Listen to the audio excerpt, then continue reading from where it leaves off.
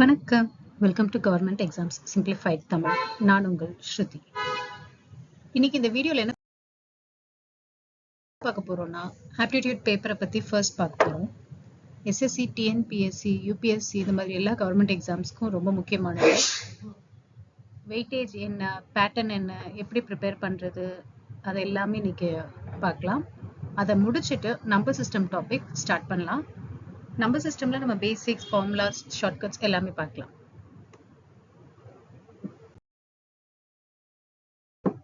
So what is aptitude? ஆப்டிடியூடுன்னு சொல்லும்போது நம்ம வந்து அந்த பேப்பர்ல we are going to deal with problem solving, reasoning and basic maths questions இருக்கும். அது எல்லாத்தையும் we gonna solve. இது வந்து யூபிஎஸ்சியில் CSE civil service examination as well as forest service examination ரெண்டுத்துலையும் ப்ரிலிம்ஸில் சிசாட்னு வரும். எஸ்எஸ்சியில் சிஜிஎல் டயர் 1, சிஹெச்எஸ்எல், எம்டிஎஸ்ல வரும். டிஎன்பிஎஸ்சியில் எல்லா groups, group 1, group 2, 2A, 4, VAO எல்லாத்துலேயுமே இருக்கும்.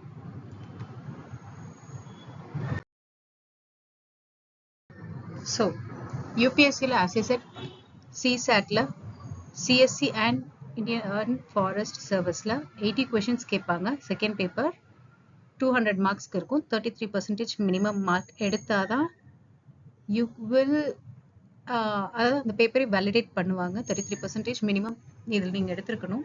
பேப்பர் 1ல எடுக்கிற mark is for your cut off. அதை வச்சு தான் நீங்கள் மெயின்ஸ் போவீங்க. சிஏபிஎஃப்ல பேப்பர் 1ல 125 கொஷின்ஸ் இருக்கும் 250 மார்க்ஸ்க்கு, which includes both reasoning and maths.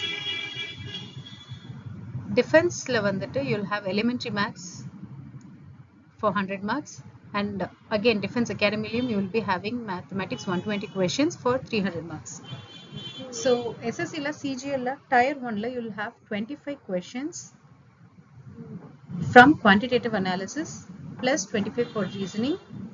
Tier 2ல 100 question for quantitative analysis which is for 200 marks. Tier 1ல you'll be having 100 marks இருக்கும். அதில் 25 will be quantitative analysis, 25 for reasoning, 25 for English, 25 for general knowledge. So சிஜிஎல்ல பொறுத்த வரைக்கும் tyre 1ல நீங்கள் இது மூணும் நல்லா ஸ்ட்ராங்காக இருந்து பேசிக்ஸ் ஆஃப் ஜென்ரல் ஸ்டடிஸ் தெரிஞ்சாலே யூ கேன் ஈஸிலி கிளியர். சிஹெச்எஸ்ல டயர் 1ல 25 கொஷின்ஸ் குவான்டிடேட்டிவ் அனாலிசிஸ்லையும் 25 கொஷின் ரீசனிங்லையும் வரும். எம்டிஎஸ்ல பேப்பர் 1ல 20 கொஷின்ஸ் இருக்கும் நியூமரிக்கல் அண்ட் 20 கொஷின் ரீசனிங், ரெண்டுமே 60 மார்க்ஸ்னு டோட்டல் 120 மார்க்ஸ்க்கு இருக்கும். ஜிடி கான்ஸ்டபிள்ல 25 கொஷின்ஸ் நியூமரிக்கல்லையும் ரீசனிங்கும் சேர்த்து இருக்கும் for 25 marks.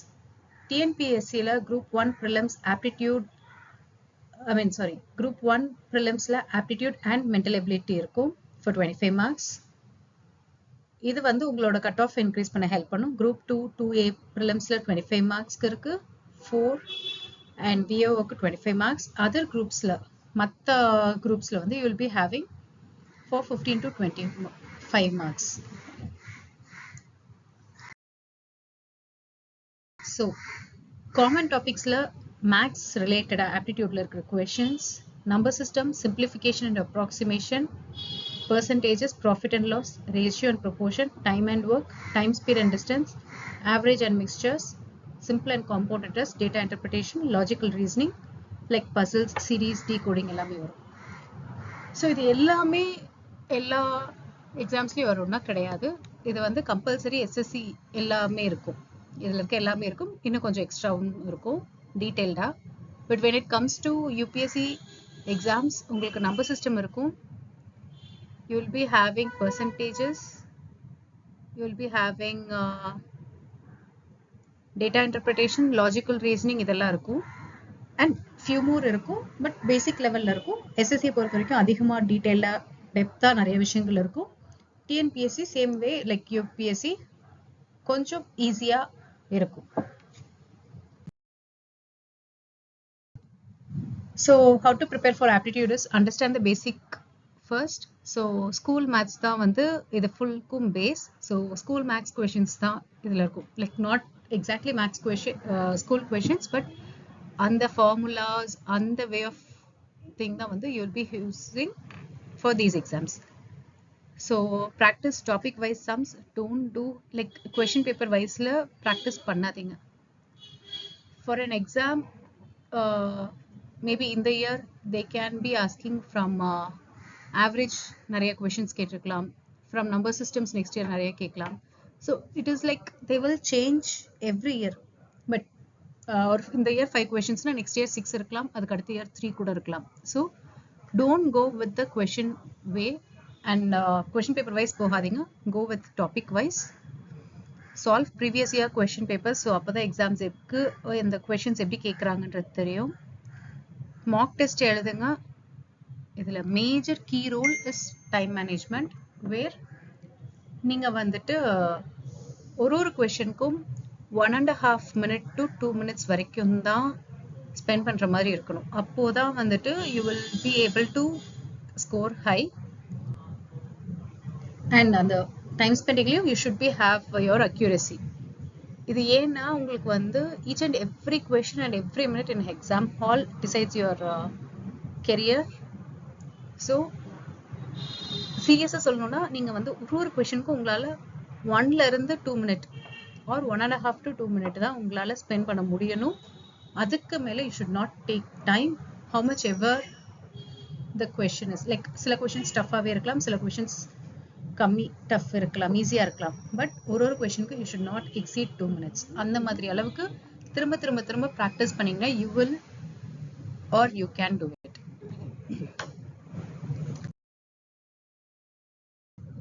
So simple tip for beginners இருக்கலாம், பட் basic compulsory நீங்க தெரிஞ்சிருக்க வேண்டியது tables 1 to 20, square roots 1 to 50 தெரிஞ்சிருக்கணும், cube roots 1 to 25 and percentages. Percentagesல சொல்லும்போது like 50% அப்படின்னா we mean it 1/2. 75% like 3/4. இது வந்து ஈஸியா 50 and 75 is easy numbers, but suddenly they might ask 62% or 36% அந்த மாதிரி they can ask. அதெல்லாம் எப்படி ஈஸியா calculate பண்ணணும்ன்றதையும் you should know.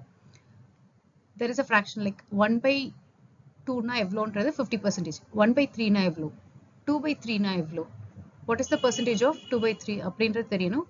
இது எங்க யூஸ் ஆகும்னா or எந்த எக்ஸாம்க்கு யூஸ் ஆகும்னா it is majorly used for SSC exams.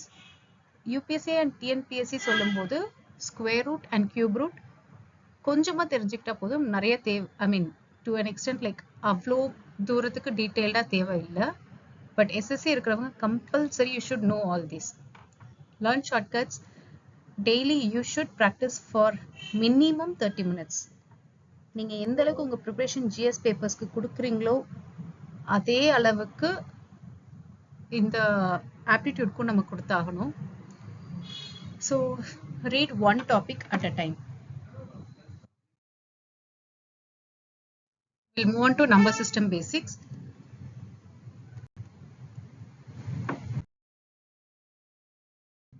Number system basics. இதுல வந்து we will be seeing face value, place value, types of numbers, factors and multiples, divisibility rules, prime factorization, remainder theorem, unit digit problems, zeros in factorial, recurrent decimals and few previous year questions. So நீங்க இத வச்சு you can actually in the previous year question paper examples கொடுக்கிறேன். அதை நீங்க பார்க்கும்போது you can realize like UPSCல எந்த மாதிரியான questions கேட்டிருக்காங்க, TNPSCல எந்த மாதிரி questions கேட்டிருக்காங்க and SSCல எந்த மாதிரி questions கேட்டிருக்காங்க, you can have an idea. Because as I said SSCல detailed இருக்கும், நிறைய இருக்கும் when compared to UPSC and TNPSC. So நீங்க இந்த அளவுக்கு in depth படிக்கணும்ன்றத அந்த questions வச்சு you can understand that. So what is face value and place value? Face value ன்னு சொல்லும்போது லைக் நம்ம ஃபேஸை மிரர்ல பார்த்தா எப்படி இருக்கும் அந்த மாதிரி இருக்கிறது தான் ஃபேஸ் வேல்யூ. பிளேஸ் வேல்யூன்னு சொல்லும்போது அந்த டிஜிட் எந்த பொசிஷன்ல இருக்கு அப்படிங்கிறது. ஃபார் அன் எக்ஸாம்பிள் 2 3 5 7 6 இதுல நம்ம 5 எடுத்துக்கலாம் எக்ஸாம்பிள் நம்பரா. ஸோ ஃபேஸ் வேல்யூ ஆஃப் 5ன்றது 5 தான், the same number itself. But place வேல்யூன்னு சொல்லும்போது 5 is on the place hundreds. We know that so ஸ்கூலிங்கில் நம்ம படிச்சிருப்போம் ஒன்ஸ், டென்ஸ், ஹண்ட்ரட்ஸ், 1000, 10,000 அந்த மாதிரி. ஸோ இப்போ நம்மளோட இந்த நம்பர்ல ஒன்ஸ் இஸ் 6, டென்ஸ்ல வந்து 7 நம்பர் இருக்கு, 100th பிளேஸ்ல வந்து 5 இருக்கு, 1000 பிளேஸ்ல 3 இருக்கு, 2 வந்து 10,000th பிளேஸ்ல இருக்கு. ஸோ எழுதும் போது பிளேஸ் வேல்யூன்னு சொல்லும் போது 5 is in a place of hundreds, அப்போ 500 அப்படின்னு நம்ம எழுதுவோம். So will have a small quiz. 2 நான் ஆல்ரெடி சொல்லிட்டேன், ஸ்டில் அதோட பிளேஸ் வேல்யூ என்னன்னு கமெண்ட் பண்ணுங்க.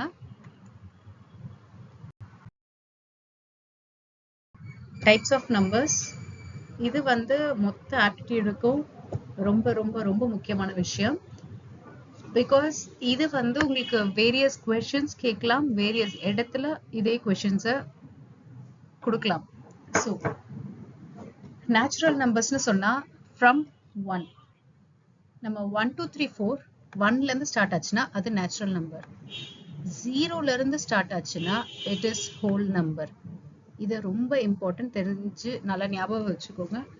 நேச்சுரல் நம்பர்னு சொன்னா 1ல இருந்து ஸ்டார்ட் ஆகணும், ஹோல் நம்பர்னு சொன்னா 0ல இருந்து ஸ்டார்ட் ஆகணும். தென் இன்டீஜர்ஸ். இன்டீஜர்னு சொல்லும்போது a number which is positive as well as negative தான் நமக்கு இன்டீஜர். நம்ம ஹோல் நம்பர் நேச்சுரல் நம்பர்னு சொல்லும்போது we are not using the term negative numbers, whereas when we say integers, all positive and negative numbers including 0, we call it as integers. Even numbers we all know 2, 4, 6, 8 where will be divisible by 2. அதுதான் வந்துட்டு even numbers. Number which is not divisible by 2, 1, 3, 5, 7, 9, 11, 13, 15 are odd numbers. The next important topic will be prime numbers. இது ஏன் important topicனு சொல்றேன்னா, questionsல வரும்போது first few prime numbersனு சொல்லலாம், or prime numbers especially in SSC, what is the prime number till 317 அப்படின்னு கேட்கலாம். So நீங்க வந்து அது வரைக்கும் இருக்கிற எல்லா prime numbers சொல்லணும். They'll be asking how many numbers. So you should know what is a prime number and how to identify it. So prime number னு சொல்றோம்னா அந்த number should be divisible by 1 and itself. For example 2 வந்து 1 ஆல divide ஆகும், 2 ஆல divide ஆகும். 3 1 ஆலயும் divide ஆகும், 3 ஆல டிவைட் ஆகும். 4 will not be a prime number because 1, 2, 4 3 factors இருக்கு, so it is not a prime number. 5 1 and 5 ஆல மட்டும் தான் divisible. Again 6 is not a prime number, 7 is a prime number, 8, 9, 10 is not a prime number, 11 is a prime number, 12 is not a prime number, 13 is a prime number, 14, 15, 16 is not a prime number, 17 is a prime number, then 19 is a prime number. So it will move on. So என்னென்ன prime numbers அப்படின்றத SSC, especially SSCல இருக்கவங்க please know all the prime numbers till 100. நம்ம அதுக்கு மேலன்ற போது we can calculate, but still 100 வரைக்கும் இருக்கிறத மனப்பாடம் பண்ணி வச்சுக்கோங்க.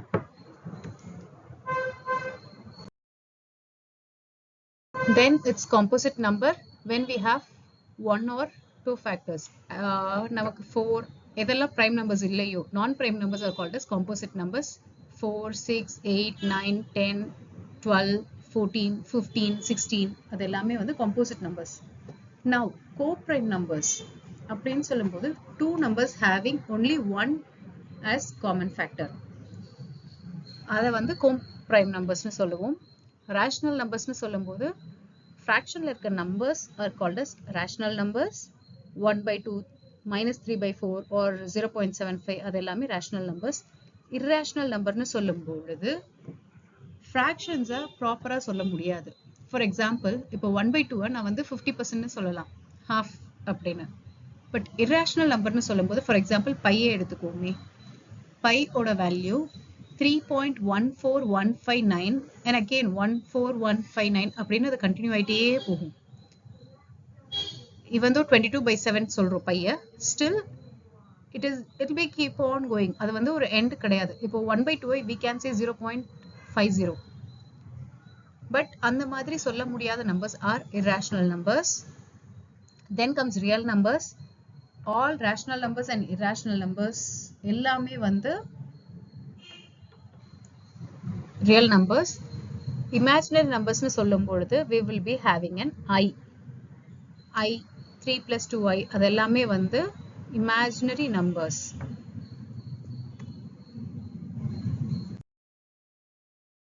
So important number system formulas. Sum of first n natural numbers னு கேட்பாங்க. So உங்களுக்கு especially in all three exams அவங்க வந்து எப்படி கேட்பாங்கன்னா sum of first 20 natural numbers or sum of first 25 natural numbers or sum of first 30 or 35 natural numbers னு கேட்கலாம். So நம்ம அப்போ உட்காந்து 1 + 2 + 3 + 4 ப்ளஸ்னு போட்டுட்டே போயிட்டு இருந்தோம்னா டைம் பத்தாது. as I said நம்ம 1லேருந்து 2 minutesக்குள்ள முடிக்கணும். அப்போ அதுக்கான formula sum s is equal to n plus 1/2. So for an example இங்க வந்து என்னன்றது அந்த கடைசி நம்பரை தான் என்னன்னு சொல்றோம். ஸோ எக்ஸாம்பிள்ல நம்ம சொல்லும்போது 1 + 2 + 3 + அப்படின்னு போகும்போது கடைசியா அந்த number is n. That n வந்து for the sum of first 50 numbers சொல்லும்போது s is equal to 50 into இங்க n plus 1 சொன்னோம் இல்லையா 50 into 50 + 1 51 divided by 2 பண்ணும்போது we will get the answer 1275. So sum of first 50 natural numbers is 1275. நல்லா ஞாபகம் வச்சுக்கோங்க. sum of first n natural numbers is equal to n plus 1/2. அடுத்த sum of n odd numbers. sum of first 5 odd numbers னு சொல்லும்போது n square. So இங்க அந்த n ன்னும்போது how many total numbers. நம்ம sum of natural numbers னு பார்க்கும்போது the last n என்ன நம்பரோ அதுதான் பார்த்தோம். But sum of odd numbers and even numbers னு சொல்லும் பொழுது we will see how many numbers we have to add. So example சொல்றேன் பாருங்க. So odd numbers சொல்லும்போது first 5 odd numbers நம்ம இப்போ calculate பண்ணலாம். 1 3 5 7 and 9 இதுதான் வந்து first 5 odd numbers. So இதுல மொத்தம் எத்தனை நம்பர் இருக்குன்னா அந்த 5 numbers இருக்கு. So 5 square that is n square 5 square பண்ணும்போது 25. இதை நீங்க ஆட் பண்ணீங்கன்னா you will get 25. So easy calculationல சொல்லணும்னா இப்போ in the last 9 and 1 is 10, then again 7 3 add பண்ணா 10 20 ஆச்சு plus 5 25. So we get the answer. புரியுதுங்களா உங்களுக்கு? So same way even number வரும்போது even numberக்கான formula is n plus 1 அவ்வளவுதான். So again the same n is how much numbers are we have to calculate. So first 5 even numbers னு சொல்லும்போது 2 4 6 8 10 இதை வந்து நம்ம add பண்ணணும் அப்படின்னு சொன்னா n is 5. So n plus 1 னு சொல்லும்போது 5 into 6 அப்படின்னு பண்ணா will get 30. நீங்க ஆட் பண்ணி பார்த்தா you will get 30 only. So திரும்ப I'll say sum of first n natural numbers க்கு n plus 1/2. sum of first n odd numbers க்கு n square. sum of first n even numbers is n plus 1. ஓகேங்களா? Next comes the divisibility rules. Question எப்படி வரும்னா is this number divisible by 2 or is this number divisible by 4 அப்படின்னு ஒரு random number கொடுத்து இது இதால divide ஆகுமான்னு question வரும். Or like 43 into 41 into 48 will be divisible by 4 அப்படின்ற மாதிரியான questionsம் வரும். So நம்ம வந்து எப்படி அது வந்து divisible ஆகும் அப்படின்றத கண்டுபிடிக்கிறதுக்கு divisibility rules. So divisible by 2 அப்படின்னா we know even numbers are divisible by 2 which ends with 0 2 4 6 or 8 and the numbers compulsory is divisible of 2. Then divisible of 3 சொல்லும்போது அந்த digits you have to count. if that the digits நம்ம count பண்ணும்போது வர number 3 ஆல divisible ஆச்சுன்னா the number is divisible by 3. For example 1 2 3 ன்னு இருக்கு. So 1 plus 2 plus 3 is 6. 6 is divisible by 3. So the number 1 2 3 is divisible by 3. 4 ஓட divisibility என்னன்னா last two numbers பார்க்கணும். However the long the number is, last two numbers we should check. For example 3 1 2 ன்ற number எடுத்துக்கலாம். இதுல last two digit is 12. 12 is divisible by 4. So the number is divisible by 4. So divisible by 5 னு சொல்லும்போது everyone will know that the number should end with 0 or 5. 25 50 135 280 all those numbers are divisible by 5. Divisible by 6 rule என்னன்னா that particular number should be divisible by 2 and 3. For example 42. 42 is divisible by both 2 and 3. அப்போ 42 is divisible by 6. For example நம்ம இந்த 1 2 3 எடுக்கலாம். 1 2 3 is divisible by 3 but not 2. அப்போ this number is not divisible by 6. Same with 3 1 2 எடுக்கலாம். It is divisible by 2 as well as divisible by 3. நம்ம இந்த rule போட்டோம்னா எண்ட்ல வந்து 2 இருக்கு. So we will be having it is divisible by 2. அடுத்து 3 க்கு பாக்கும்போது 3 plus 1 plus 2 which is 6. 6 is also divisible by 3. அப்போ 312 is both divisible by both 2 and 3. அப்போ this number is divisible by 6.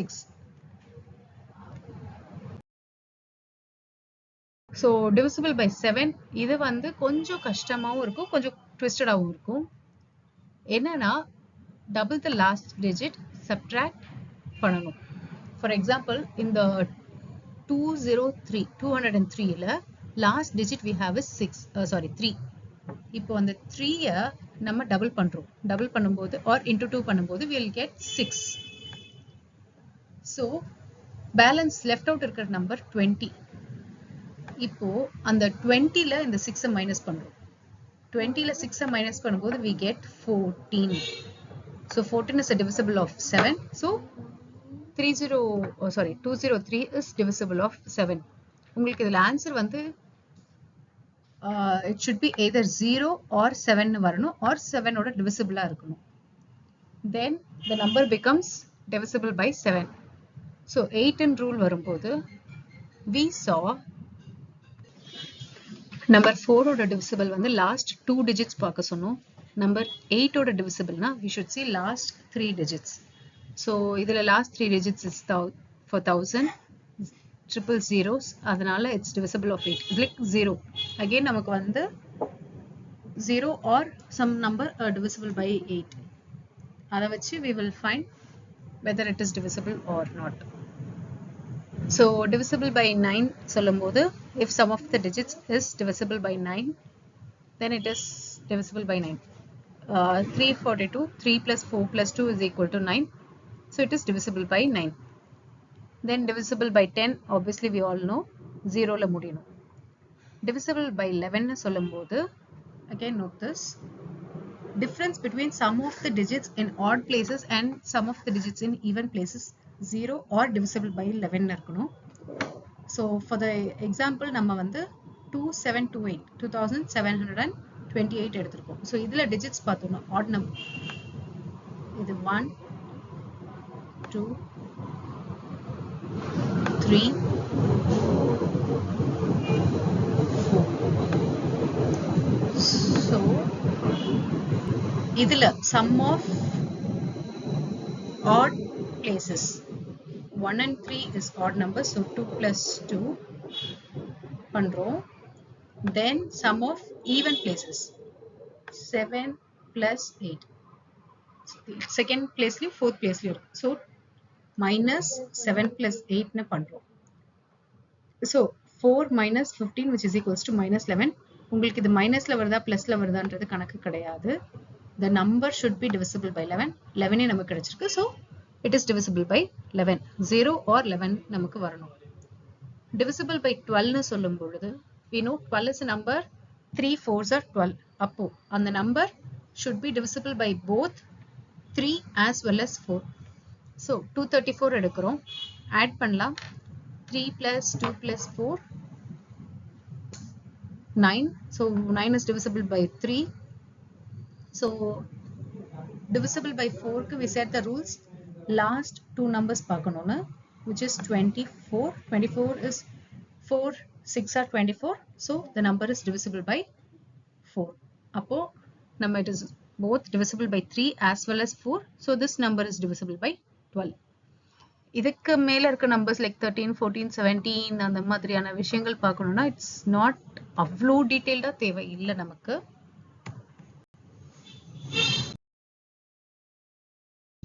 So factors and prime factorization. So factors னு சொல்லும்பொழுது the numbers exactly with no remainder. அதால divide பண்ணீங்கன்னா no reminders, which is also we can say multiples னு சொல்லலாம். இப்போ factor of 12 னு எடுத்துட்டா 1 2 3 4 6 12. கிளியரா சொல்லணும்னா 1 12s are 12, 2 6 are 12, 3 4s are 12, 4 3s are 12, 6 2s are 12, 12 1s are 12. So இது எல்லாமே வந்து factors of 12. So எந்தெந்த நம்பர் எல்லாம் 12 கிடைக்குமோ or எந்த நம்பரால நம்ம டிவைட் பண்ணா the remainder is 0வோ அந்த number is called as factors. Prime factorization. Prime factorization சொல்லும்போது the product numbers should be prime numbers only. Same 12 எடுக்கலாம்.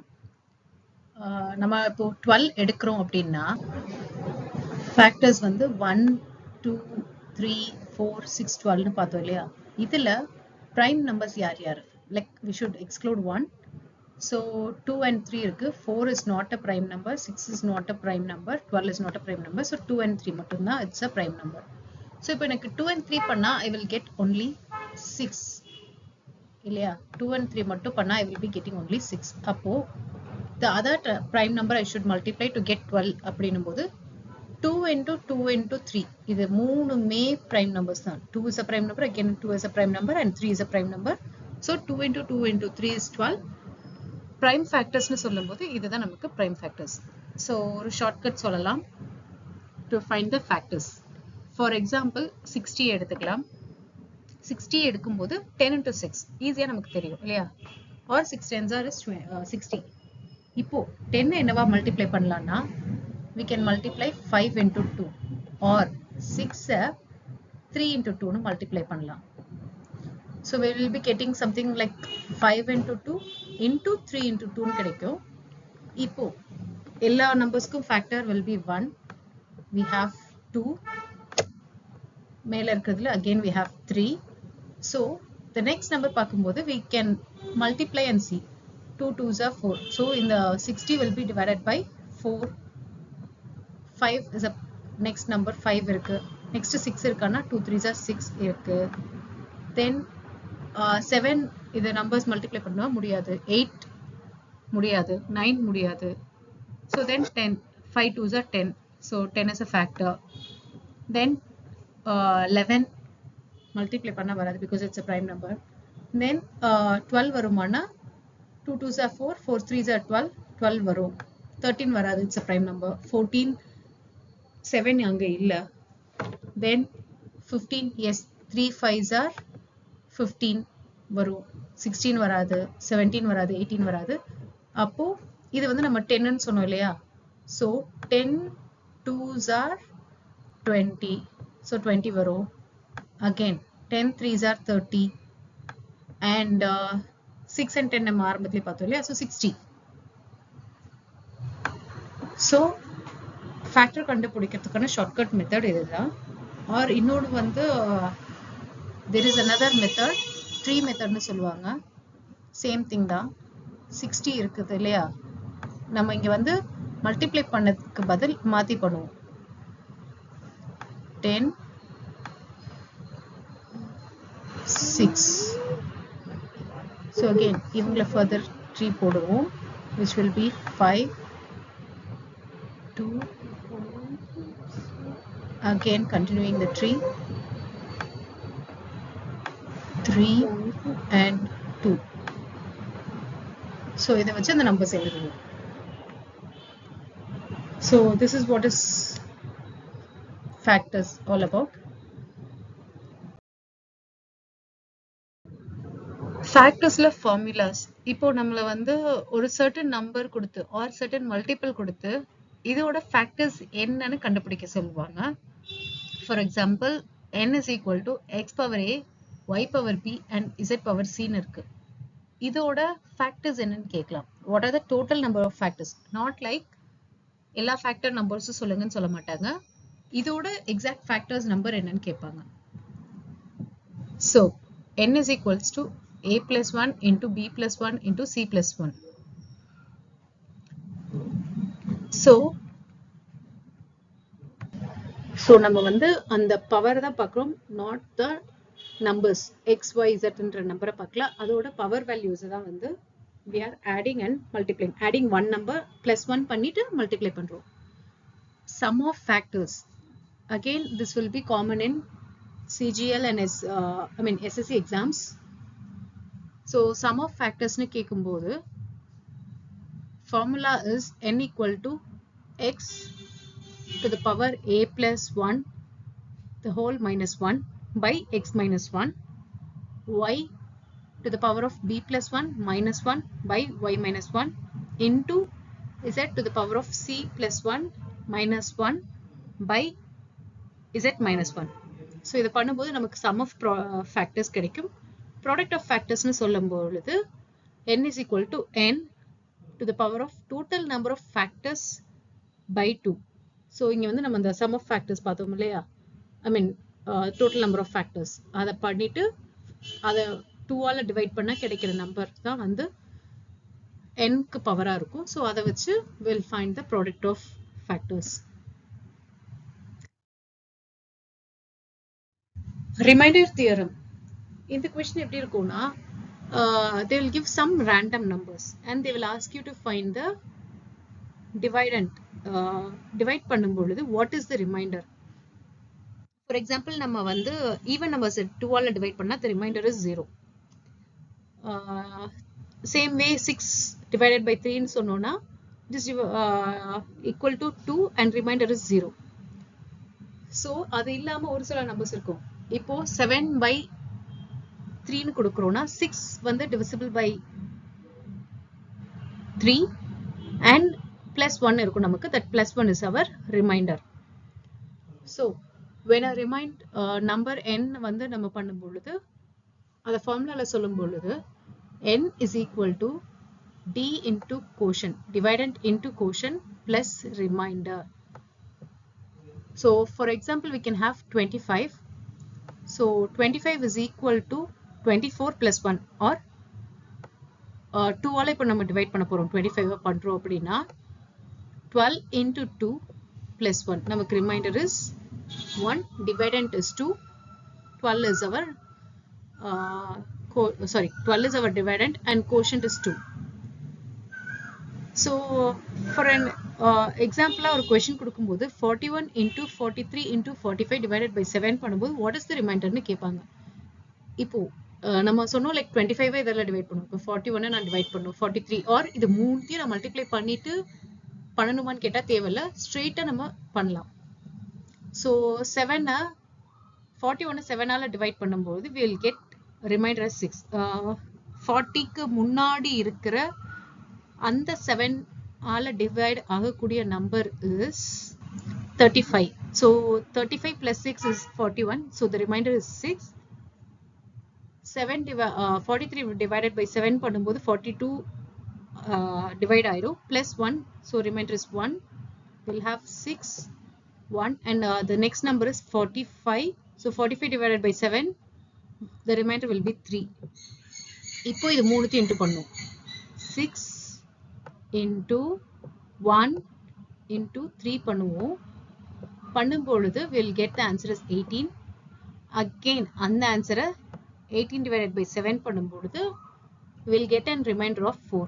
So நீங்க இந்த நம்பரை மல்டிப்ளை பண்ணா that is 41 into 43 into 45 பண்ணும் பொழுது வரக்கூடிய நம்பரை 7ஆல நீங்க டிவைட் பண்ணீங்கன்னா the remainder will be 4. So there is also some special cases you have to know. 10 to the power n என்ன வேணாலும் இருக்கலாம். 10 to the power of infinity இருந்தாலும் divided by 9 பண்ணும்போது the remainder will be always 1.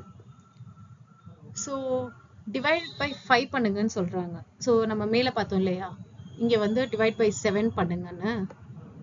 Instead of 7 இப்போ அவங்க நமக்கு 5 கொடுக்குறாங்கன்னா நம்ம வந்து இந்த லாஸ்ட் டிஜிட்டை மட்டும் செக் பண்ணா போதும். 1 வந்து கிடையாது. So we will be having 1. ஏன்னா 40 டிவைட் ஆகும். The next number will be 3. So 3. The next number will be 5. 5 ஆல டிவைட் ஆகும். So 0. So 1 into 3 into 0 பண்ணும்போது the answer is equal to 0. So any number multiplied by 0 is 0. So the answer is 0. அப்போ நமக்கு இதை multiply பண்ணி 41 into 43 into 45 பண்ணி கிடைக்கக்கூடிய number 5 ஆல டிவைட் பண்ணா the remainder will be 0. It is divisible by 5 தான் இருக்கும். So 4 னு சொல்லும்போது check for the last two digits. So if base remainder is 1, power does not matter. இதை வந்து இன்னும் எக்ஸாம்பிளா சொல்லணும்னா இப்போ 21 to the power of 51 divided by 5 னு சொல்றோம். இப்போ 21 வந்து 5 ஆல டிவைட் பண்ணா the answer is 1 remainder. So 21 to the power of 51 நீங்க பண்ணாலும் like 21 into 21 into 21 into 51 times நீங்க multiply பண்ணாலும் 5 ஆல டிவைட் பண்ணா the remainder is going to be 0. Base remainder 1 னு ஒரு நம்பருக்கு வந்ததுன்னா அதோட பவர் கணக்குல வரவே வராது. It's not just for the dividend 5, it is for any dividend. உங்களுக்கு அந்த number divided by the dividend is equal to 1, அதோட power will not be a matter. Factorial. இதுவும் ஸ்கூலிங்ல நல்லாவே படிச்சிருப்போம். n factorialனு சொன்னோம்னா 1 into 2 into 3 into 4 into 5 into னு அந்த n number வரைக்கும் மல்டிப்ளை பண்றதா n factorial. So for example 5 factorialனு சொல்லும் பொழுது 1 into 2 into 3 into 4 into 5 தான் வந்து 5 factorial which is equal to 120. இப்போ 6 factorial கேட்டோம்னா this 120 into 6 பண்ணோம்னா we will be getting 6 factorial. Factorial மனப்பாடம் பண்ணணும்னா it's up to your choice. Already நீங்க மனப்பாடம் பண்ண அவ்வளோ இருக்கு. முடிஞ்சா மனப்பாடம் பண்ணிக்கோங்க for first 5 factorials at least so that you will know 120. அதுக்கப்புறம் வர நம்பர்ஸ் into 6 into 7 பண்ணலாம். Then property என்னன்னு பார்த்தா n factorial is divisible by all numbers. So we said this is 120 இல்லையா, 5 factorial க்கு the answer is 120. இப்போ இந்த 120 நீங்க 1 ஆல டிவைட் பண்ணலாம், 2 ஆல டிவைட் பண்ணலாம், 3 ஆல டிவைட் பண்ணலாம், 4 ஆல டிவைட் பண்ணலாம், 5 ஆல டிவைட் பண்ணலாம். சேம் வே 7 ஃபேக்டோரியல்னு சொன்னீங்கன்னா 1 2 3 4 5 6 7 இதால டிவிசிபிள் பண்ணலாம். Trailing zeros. This is one of the SSC questions தான். Zeros in n factorial find பண்ண சொல்லுவாங்க. So இப்போ 5 factorial இருக்கு இல்லையா, இதுல உங்களுக்கு எவ்வளவு zeros இருக்குன்னு கேட்கலாம். இதை நீங்க கண்டுபிடிக்கிறதுக்கு ஒரு ஃபார்முலா இருக்கு.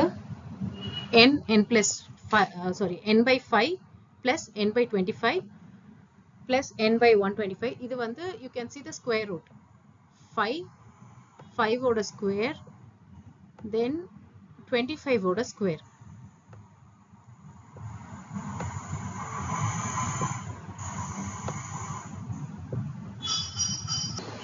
Sorry, 5 cube.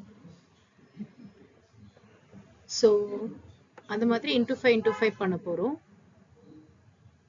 So n by 5 plus n by 25 plus n by 125 plus till we'll find a number. For example, இப்போ 25 factorialல நமக்கு எத்தனை 5s form பண்ண முடியும் அந்த மல்டிப்ளை பண்ணி அப்படின்னு சொல்லும் பொழுது first n by 5 is equal to 5, then n by 25 is equal to 1. So will 1 வர்ற வரைக்கும் you should add 1 வந்துச்சுன்னா அதே இடத்துல முடிச்சுக்கலாம். So 5. Sorry, the 5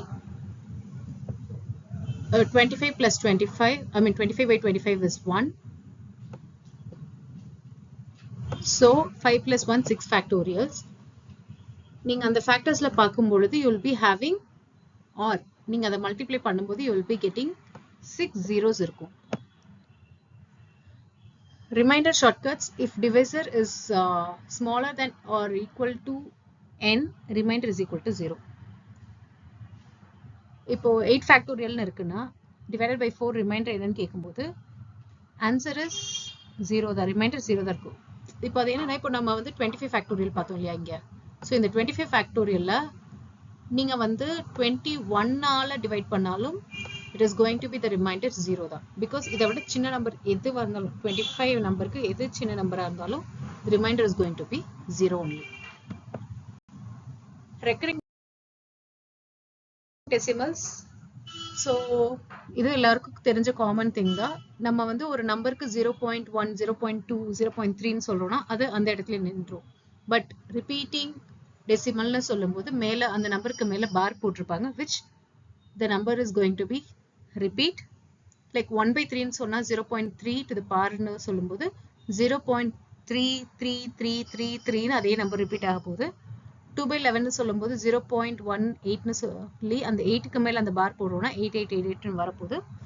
for the value of pi 22/7ன்னு சொல்லும்போது 3.14285 பார் போட்டிருக்கும் போது அந்த 7 will be repeating. it's not the whole number repeating, அது எதுக்கு மேல நம்ம பார் போடுறோமோ அதுதான் repeating. அப்படி repeat ஆகிற number is called as recurring decimal.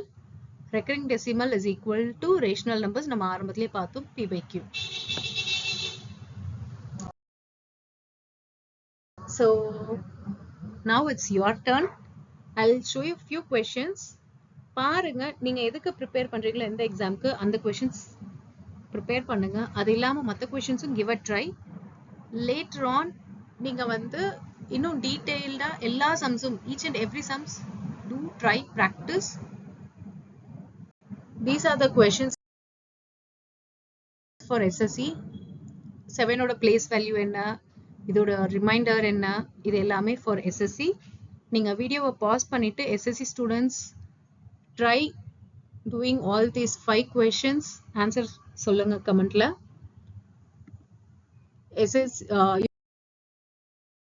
யூபிஎஸ்சிக்கு prepare பண்றவங்க இந்த கொஸ்டின்ஸை ட்ரை பண்ணுங்க. இது எல்லாமே எக்ஸாம்ஸ்ல கேட்கப்பட்ட கொஸ்டின்ஸ் தான். வீடியோவை சேம் பாஸ் பண்ணிட்டு பாருங்க. டிஎன்பிஎஸ்சி எக்ஸாம்ஸ் இது கொஸ்டின்ஸ், இது பாஸ் பண்ணிட்டு எல்லா கொஸ்டின்ஸுமே முடிஞ்ச அளவுக்கு எல்லாருமே சால்வ் பண்ணுங்க. Because it is also repetitive sometimes. So என்னோட பார்ட் நான் இங்கே பண்ணிட்டேன். நம்பர் சிஸ்டம் பேசிக்ஸ் சொல்லியாச்சு. உங்களுக்கு சால்விங் கொஸ்டின்ஸும் கொஞ்சம் கொடுத்துருக்கேன். நீங்க வந்து இது போக இருக்கிற மற்ற questions, previous questions of number system try பண்ணுங்க. ஏதாவது டவுட் இருந்தா please do let me know. I'll help you out. Keep practising daily so that exams clear பண்ணுறதுக்கு ரொம்ப ஈஸியாக இருக்கும். And as I said in the beginning, aptitude உங்களுக்கு வந்து யூபிஎஸ்சியில் அந்த அளவுக்கு ஹெல்ப் பண்ணது, ஐ மீன் யூபிஎஸ்சியோட CSE and AOFS, I mean ஐஎஃப்ஓஎஸ்க்கு ஹெல்ப் பண்ணுறதை தாண்டி மற்ற சப்ஜெக்ட்ஸ்க்கு ஹெல்ப் பண்ணது, மற்ற எக்ஸாம்ஸ்க்கு எஸ்எஸ்சி அண்ட் டிஎன்பிஎஸ்சிக்கு நீங்கள் மார்க்ஸ் ஸ்கோர் பண்ணி உங்கள் கட் ஆஃப் கிளியர் பண்ணுறதுக்கு it's going to be a major part. So முடிஞ்ச அளவுக்கு டூ ப்ராக்டிஸ் அ லாட். உங்களுக்கு இந்த வீடியோ பிடிச்சிருந்தா லைக், கமெண்ட், ஷேர், சப்ஸ்கிரைப் பண்ணுங்கள். இனி வர வீடியோஸில் நம்ம பார்ப்போம்.